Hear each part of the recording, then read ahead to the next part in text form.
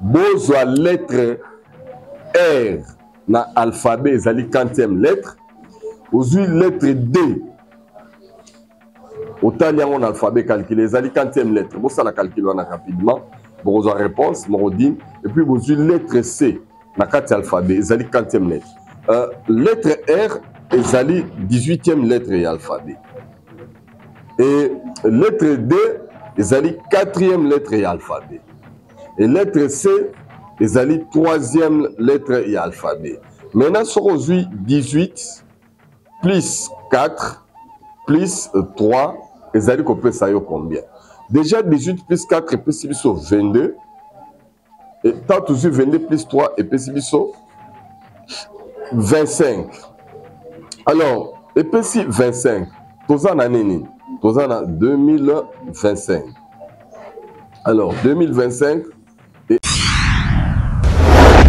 Bienvenue sur Tindika Télévision, Congolais, Congolais, na tondi bilo botoni parce que vous allez déjà ébélé.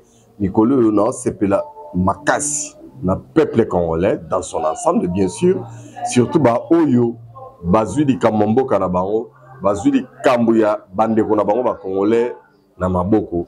Soutien total d'abord, na FARDC et surtout, na Wazalendo, na Frokuna, Tozana et Sengo Makasi. Parce que Mbala Oyo, Tozon Asimate, pas question de cesser les faits. On est ensemble avec Dieu et surtout que Dieu est au contrôle. Parce que en face, tout le monde qui est Asuki. Merci na Rabilema, merci na Rife Kisombe, merci na Junior Kapaya, la grande équipe à Tindika, Bazana Bino ensemble pour Tomemana Tokena, Toyo Kabasango. Nini ezali koleka na moment oyo na mboka na biso ya solo bandeko balandi ngai ndeko na bino Saint Thomas nazane sengo parce que nayebi ke tumba tokolonga biso toko gagner guerre même si ça est là ba bataille msusu bisika msusu tozo perdre yango bisika msusu toko gagner ba bataille mais guerre oyo biso nde toko bima balongi parce que tozali ensemble. Est-ce que vous êtes d'accord nangai alors? Vous êtes d'accord nangai? Hello ba déjà amen. Mbote mingi na prophète Moïse Nyengele. Azana message yebisa kingai na kopesa bino calcul mo yebisa ngai ke yebisa bango ba beta calcul oyo. Ba mona chiffre ni robima. Na suka émission netro sala moi gymnastique yana ezali très important pour bozala nango. Mokonzi mboka Félix Antoine Tshisekedi Tshilombo Fachi Beton azali santé malade.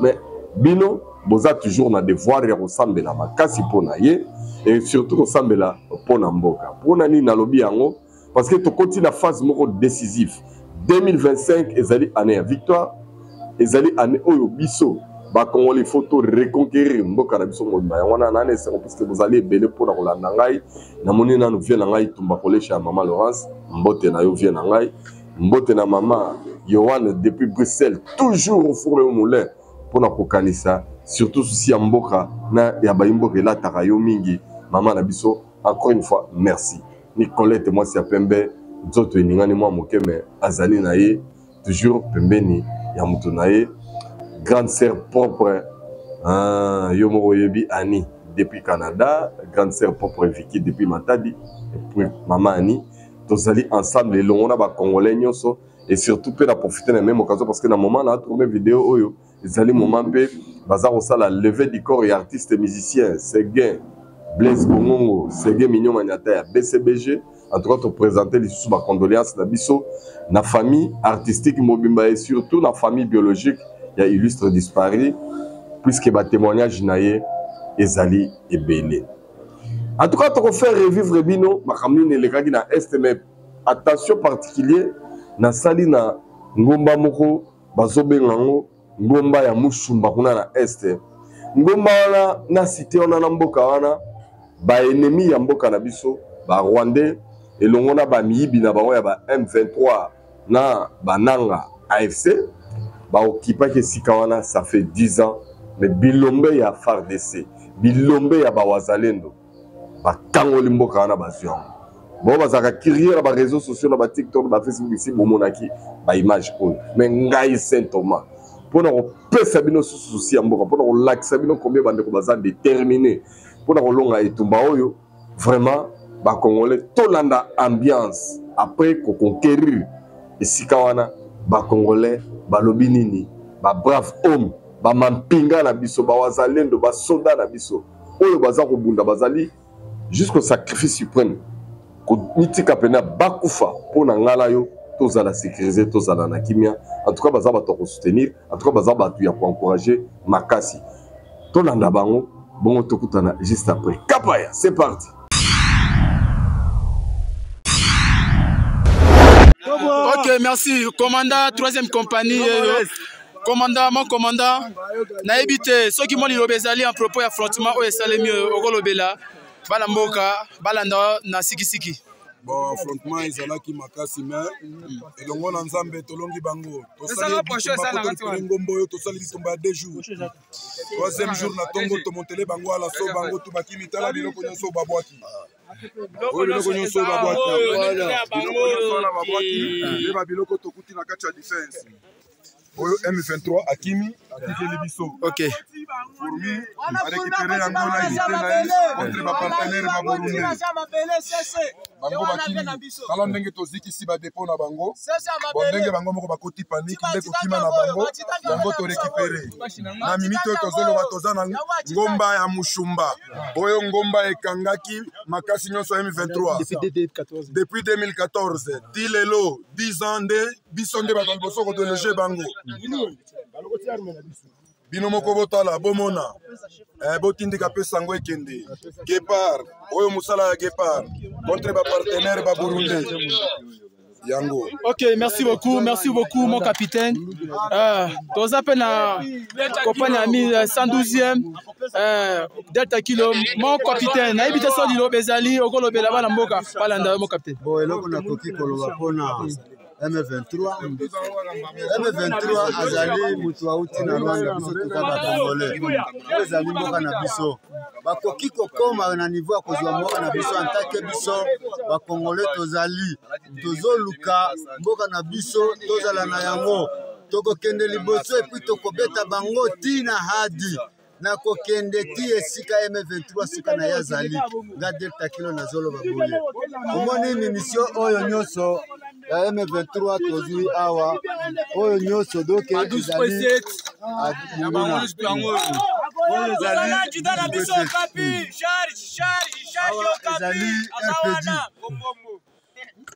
awa ezali ba castor eza ya bango onyoso babila oyo ezomonana ya M23 et puis ba bombe na bango oyo tokoyeba nani apesaka bango parce que biso tozali ba Congolais tala nano na niveau oyo c'est-à-dire M23 akosika akondima Delta Kilo akondima Batarian makasi no moles Batarian keso ya unité na biso 11e brigade de Santa de Gepard. Merci beaucoup mon capitaine, courage à tout cas de ce pays.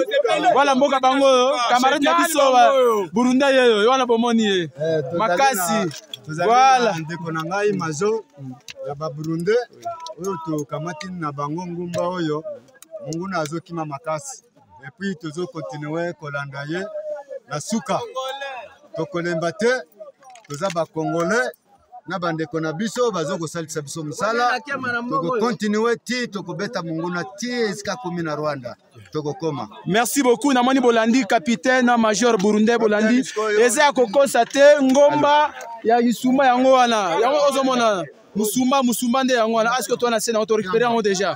Merci beaucoup tozo continuer ko pesa mino ba information ozomona ba soda ya 11e brigade Santa de Gepard yango en tout cas ba biso.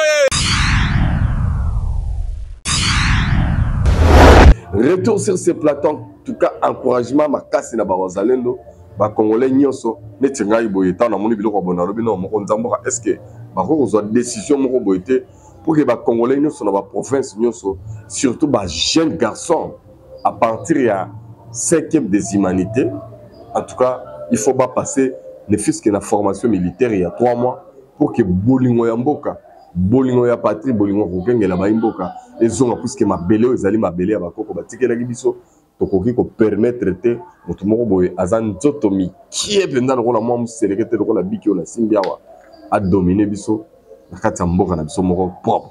Alors esali biso bien mais nzoka nde ambiance esukaki wana te parce que au bout de 2 jours ils ont lutté farouchement yoka lisusu esengo ya groupe mosusu wana na kati ya PK 4 bango mpe batigre baningisi balobi ya bango baimpression ere bazwimboka baza na état nini d'esprit botala bino moko ndenge nalobaka toujours que soko omoni te kondima te makambo nini ezoleka na fond.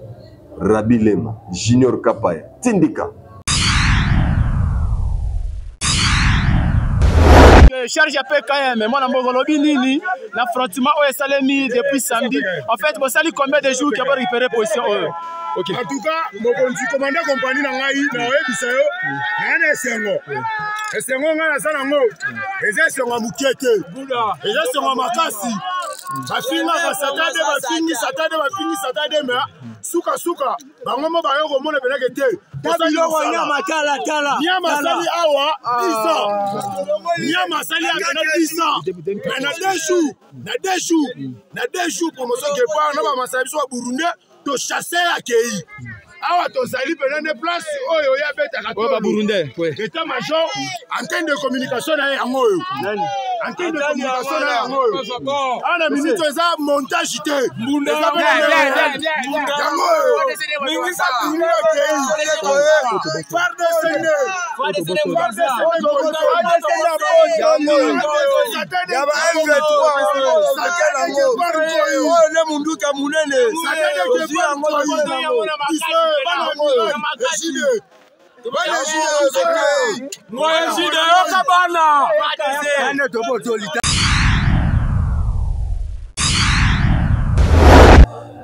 En tout cas, bana mboka ezala makambo moko bozoleka na minute oyo il faut qu'on sala attention. Ba fausse information et comme ebele surtout ba médias ciblés bino moko boyebi méfiez-vous na ba France 24, TV5, RFI, Radio Kapi, ba TikToker, ya lokuta parce que bande ko basali armée numérique souci na bango ezali ko manipuler bino, ya ko désinformer bino, soki bo sali attention te boko ya na piège na bango bo bana ko critiquer propre armée na bino, bo na ko critiquer propre bande ko na bino, nzokande biso na minute oyo bango bana ba soutien ebele boye ba ke ti bazo boma biso ti ba sala biso bozana indifférence ya occidentaux makamna biso baza ko tyango kate on bomoni to suis président oyo nzamba pesi biso président oyo to zana ye photo tchamo teme pa ina ye et surtout to pesa ye soutien makasi soutien wana ezala na ye et surtout na ba FARDC et pourquoi pas na ba wazalendo parce que bango na minute de batikali o ba ko protéger biso soki bango ba protéger biso te erombele parti wana nyoso est et c'est le kadina maboko bango na parce que kati na biso mingi bazali ba traître démon ya traîtrise et là ti bango na nzoto ya wana na ebisi bino que il est déterminé que mokonzi mboka azali sous protection ya nkolo et surtout que zoki esprit na ye amema ki on a conseil c'est là ba dire ya prophète Moïse Nyengele alors ni na on souti kali likolo nango na lingina la kisabino une des vidéos oyo mokonzi mboka aleka na France 24 vidéo ba limisa ki on a ba réseau surtout que ba médias français batikala ko lekisa ngote suite ya ba réponse ya mokonzi mboka na ko linga yo landa yango parce que comme nous presque na suka landa nanu débat oyo mokonzi mboka face à Mindele azo répondre bango parce que bango bazo linga ko lakisa que Chine na Russie ba na faux politique ndenge nini ya soutenir bango il faut bala na kala ko la occidentaux ndenge nini ya zana ba différence mais beaucoup mokonzi mboka na biso non beaucoup de respect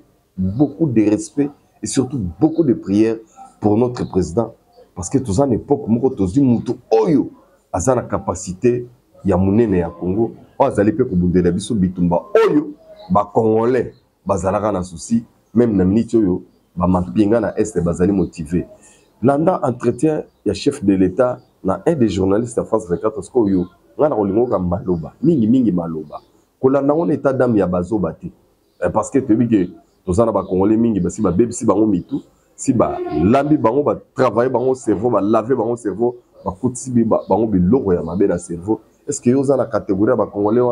Je ne crois pas. Alors, Salam Oyo, oza koyoka susi ya mboka ekomata yo matin midi soir et ekotinda yo ata bayeli o discours moko epola ozala éveillé ozala déjà sensibilisé pour que okoya na bapiège na bango te tolanda Félix Antoine Tshisekedi tino mofaci beton na kati ya mindele na mboka na bango bakolobela bango sans crainte ni complexe. Suivez et on se retrouve juste après. C'est parti. Pourquoi vous ne le faites pas en Afrique? Pourquoi vous ne dites pas que Kagame ne soit plus président au Rwanda? Parce qu'il massacre des Congolais, lui. Voici comment le président Félix a humilié ce journaliste hypocrite français.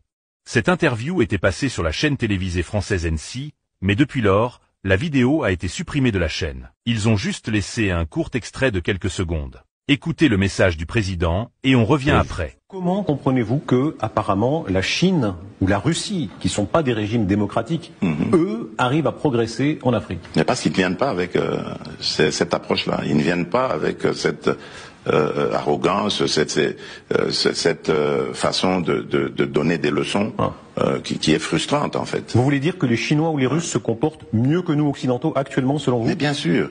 La Russie, vous avez condamné l'invasion de l'Ukraine par la Russie, mais vous revendiquez la liberté de traiter toujours avec la Russie, n'est-ce pas? Bien sûr, bien sûr. Aujourd'hui, en France, on a condamné Israël pour certains de ses actes à Gaza. Est-ce que ça a empêché la France de garder ses relations avec Israël? Pourquoi est-ce que quand ça arrive aux Africains, on veut les juger? On n'a pas à nous juger. Nous avons le droit d'avoir les amis que nous voulons. Et nous sommes amis à tous ceux qui veulent être nos amis.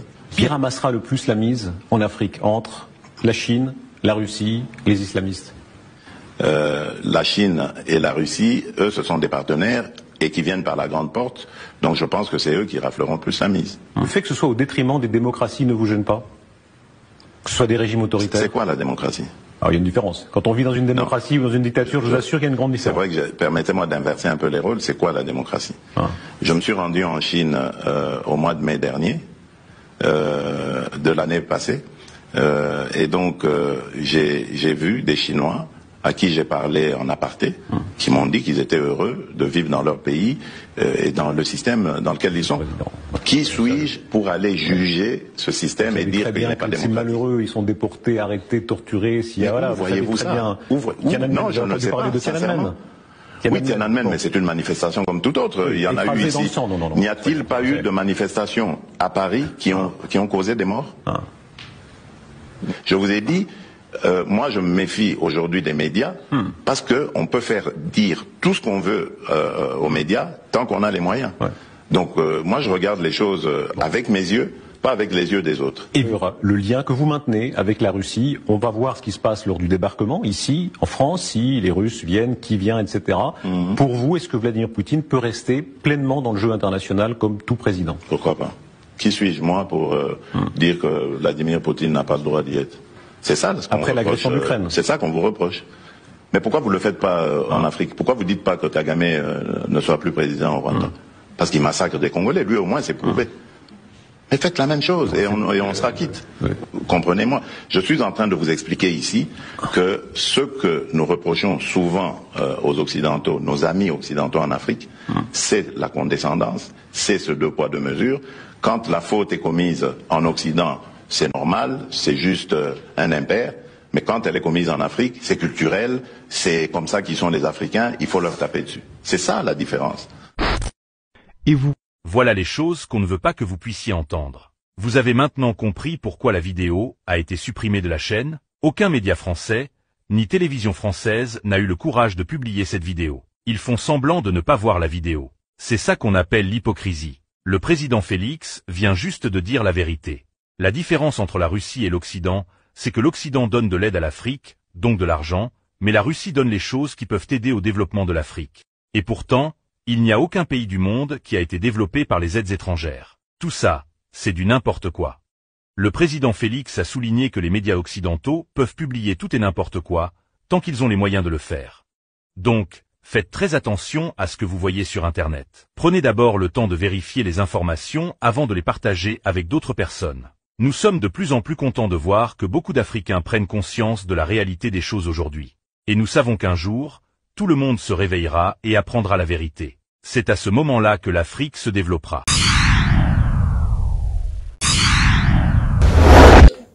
Merci mingi Mama Yohan.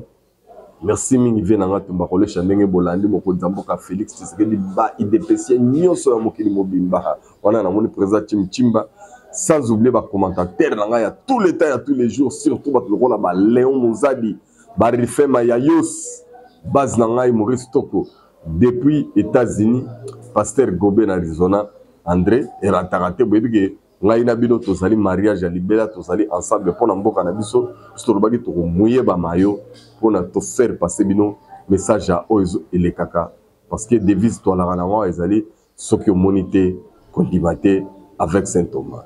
Mais la minute diplomatie oui selon madame la ministre d'État il y a affaires étrangères à lobby tozala bango maele me bango nde bakimaki. Est-ce que processus à loin de Rosala déjà Kagame a que ça la conférence de presse jeudi à Moi Makasi na kata conférence de presse nae à la kisina mokili mobimage azali le plus voyou. Mais bon ba image na tela bino ya ba wazalendo na deuxième image bazaka coalition na bande konabiso ba Burundi ezali parmi ba état oyo et accompagné ba congolais na kata bitumba na kata masolo pour ezala toujours bien. Alors le message à prophète Moïse Ndengele puisque la commune na suka pona tika bino bisinga live sabino boy. Bozwa lettre R na alphabet ezali 40e lettre. Aujourd'hui lettre D.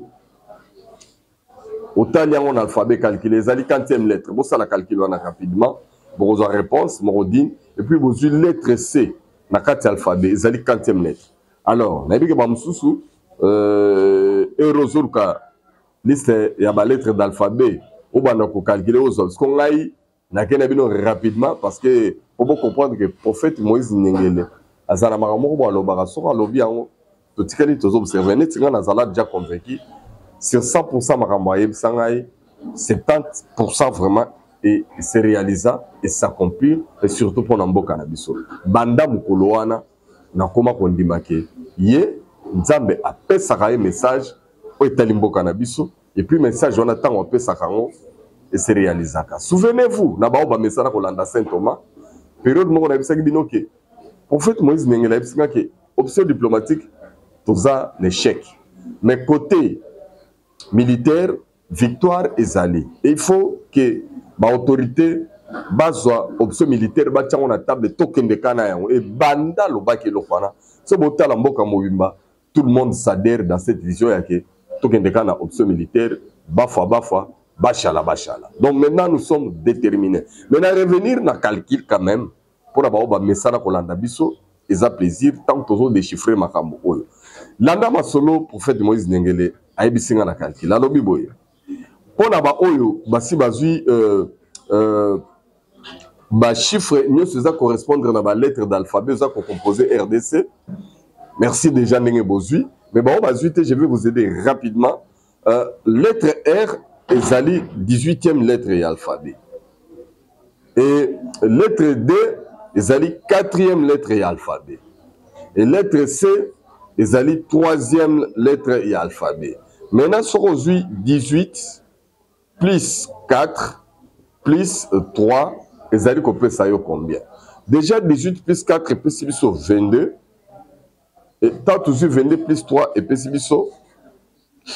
25. Alors, et puis si 25, tous en année, tous en 2025. Alors, 2025 et année 2025, ils allaient année à RDC, année à victoire. Donc, Mboka, et puis ça me dit qu'il n'y a pas un Zambé, na maboko ya Félix Antoine Tshisekedi Tshilombo. Année au nez, Rwandais ya Paul Kagame, ndenge tobandi to koti janvier, 6 décembre 2025, to betela na masolo. Controverse batobayoka ki balobi to récupérer ville Massissi centre et puis bango ba récupérer on mena ministre de na FSM que bitumbezo bunta makasi et to finir par reconquérir ba territoire rwanda nyonso. Justement on avait compris manœuvre ya Munguna tant to kozu ville centre ya Massissi y a s'infiltrer na kati ya bandako ya bato. C'est ce qui a fait que ba surprendre le sommet. Pour cette fois-ci ba disposition zoami de façon que ceux qui te récupérer ville bati ba structure vandi ya ko batela mbala moko pour que le même localité le même village ba bisika nyonso oyo to zwaki ils ont rasuté na maboko ya banguna parce que na minute tout na bataille ultime ya ko conquérir. To apprendre que ba traître babimi na Ituri mutu lokola Thomas Lubanga o boyebi ka kendaka CPI asalia na ba M23 armée ba congolais na bana mike ba koti masolo eza na makasi surtout que na ba mboka o bango ba kozwa neti na masisi wana tango bande ko nyuso ba sepelela ki entrer a fa ba ya ba FARDC na ba Ozalendo er bango bazui yango bazui bande ko na nyuso banso baza ko boma bango banso bakangi bango en otage en tout cas kanda kaka po ba sepelaki po armée loyaliste kotaki pe ezumboka mais biso na bino to yebisi bino siko ke bozala déterminer soutien total parce que nzambe azana contrôle azana ngambo na biso et l'avenir est meilleur mikolo koya ndenge na lobi na bino ka ke biso nde toko gagner etumba oyo bozala ke bele pona kolanda biso to bino botondi bozala ke pena bele papier na monde entier merci mingi et puis soutien total toujours na ba FARDC et surtout na nouveau chef d'état-major général lieutenant général Gilles Baza oyo tolobi